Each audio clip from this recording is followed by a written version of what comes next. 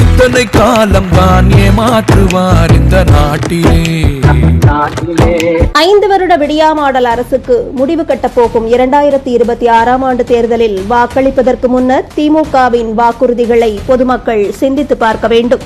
அனைத்து மகளிருக்கும் 1000 ரூபாய் உரிமை தொகை வழங்கப்படும் என்று தேர்தல் அறிக்கையில் திமுக சொல்லியிருந்தது. ஆனால் முதல் 28 மாதங்களுக்கு எந்த திட்டத்தையும் அமல்படுத்தாத திமுக திட்டத்தை அமல்படுத்த எண்ணிய போது தகுதி வாய்ந்த மகளிர் என்ற ஒரு வார்த்தையை நயவஞ்சகமாக சொருகி எண்ணற்ற மக்களை அந்த திட்டத்திலிருந்து விலக்கியது. முதல் வருடம் வழங்கப்பட்ட பொங்கல் தொகுப்பிலேயே ஊழலோ ஊழல். சுமார் 500 கோடி திமுகவால் சுருட்டப்பட்டது. உருகிய வெள்ளம் தரமற்ற பொருட்களை கொடுத்து மக்களை ஏமாற்றியது திமுக. அது மட்டுமல்லாமல் ஆட்சிக்கு வந்து 3வது மாதத்திலேயே முதலாவது லாக்கப் படுகொலை.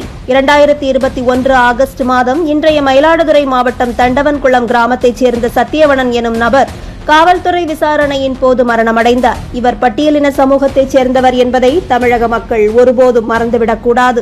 இப்படி பொய்கள் அட்டூழியங்கள் என்று திமுக செய்து வைத்திருக்கும் குளறுபடிகளிலிருந்து தமிழ்நாட்டை மீட்டுக் கொண்டு வருவதற்கு மக்கள் தங்கள் வாக்கை சிந்தித்து கவனமாக செலுத்த வேண்டும் என்பதே நமது செய்தி தொகுப்பின் முக்கிய வேண்டுகோள்.